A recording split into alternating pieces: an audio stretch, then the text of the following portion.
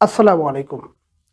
প্রিয় দর্শক, আর মাত্র 10 দিন পরই ত্রয়োদশ জাতীয় সংসদ নির্বাচন ও গণভোট।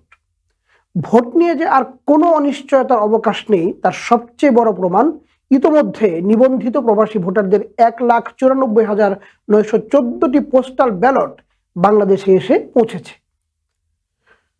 বাংলাদেশ সময়ের বিশেষ আয়োজন ইলেকশন গোলের আজকের পর্বে সবাইকে স্বাগতম। সাথে আছি আমি মোহাম্মদ জহিরুল ইসলাম।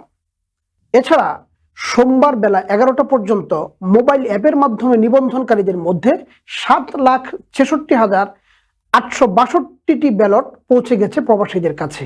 এর মধ্যে 5,22,315 জন প্রবাসী ভোটার তাদের ব্যালট গ্রহণ করেছেন। ভোটদান সম্পন্ন করেছেন 4,64,225 জন।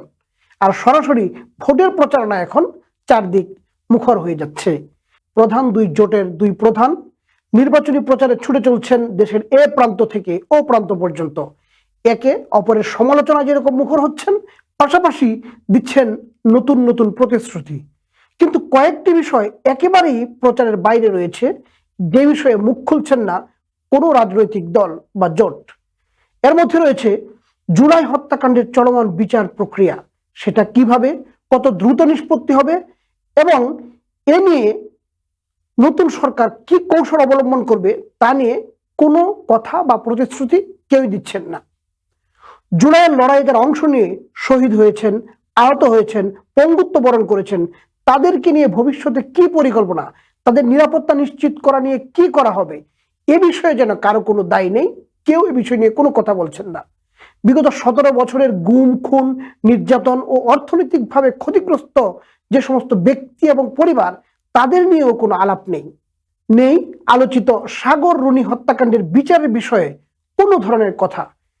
আমাদের স্বাধীনতা, সার্বভৌমত্ব এবং একটি রাষ্ট্র কাঠামো নির্মাণের বিষয়ে গণতান্ত্রিক প্রতিষ্ঠান সংস্কার ও আইনের শাসন প্রতিষ্ঠা নিয়ে সুনির্দিষ্ট কোনো পরিকল্পনার কথা বলছেন না কোনো দল বা জোট।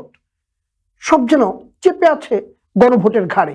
অর্থাৎ গণভোটে যদি হ্যাঁ জয়যুক্ত হয় তাহলে সে অনুযায়ী হয়তো অনেক কিছুই করা হবে, আর যদি না জিতে যায় তাহলে যেন কোনো রাজনৈতিক দলেরই এ বিষয়ে কোনো দায় নেই, দায়িত্ব নেই। এভাবেই চলছে প্রচার। এক জোট শুরু থেকে হ্যাঁ ভোটের পক্ষে থাকলেও অন্য আরেকটি জোট হ্যাঁ নিয়ে দায়ী সারা আহ্বানে দায়িত্ব সারছে। অথচ এসব ছাড়াও আগামী সরকারের সামনে আছে আরো কিছু কঠিন চ্যালেঞ্জ। চলমান ব্যাপক ভিত্তিক কাঠামোগত সংস্কার কার্যক্রম এগিয়ে নিতে এবং অর্থনৈতিক ব্যবস্থাপনায় স্বচ্ছতা ও জবাবদিহিতা নিশ্চিত করতে 6টি বড় চ্যালেঞ্জের মুখোমুখি হতে হবে আগামী সরকারকে। এক্ষেত্রে নির্বাচিত যে সরকার, তার কিছু দৃঢ় অঙ্গীকার প্রয়োজন।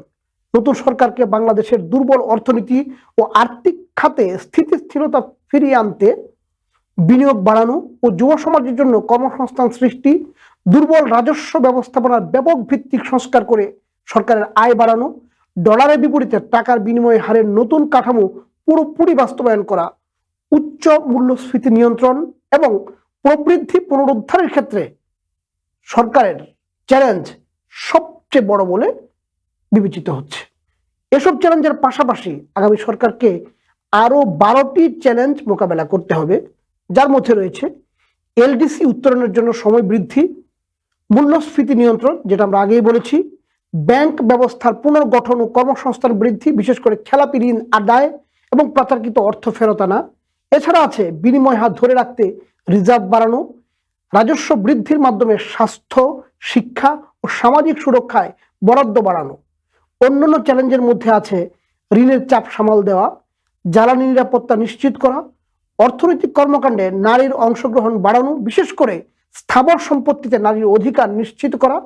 এছাড়া তথ্য উপাত্তের স্বচ্ছতা আনা ও রাজনৈতিক কৌশল নির্ধারণ ভবিষ্যতের চ্যালেঞ্জিং বিষয় হয়ে উঠতে পারে। খুব শীঘ্রই দলগুলো হয়তো তাদের আনুষ্ঠানিক তফসিল ঘোষণা করবে। আশা করা যায় তখন তারা হয়তো এই বিষয়গুলো নিয়ে আরো খোলাসা করে কিছু কথা বলবেন। প্রিয় দর্শক, ইলেকশন গোলের আগামী পর্বগুলোতে থাকছে আরো কিছু চমকপ্রদ তথ্য এবং বিশ্লেষণ। সুতরাং আমাদের সাথেই থাকুন, কমেন্টে আপনাদের মতামতগুলো জানান আর বাংলাদেশ সময়ের চ্যানেলটি সাবস্ক্রাইব করে রাখুন।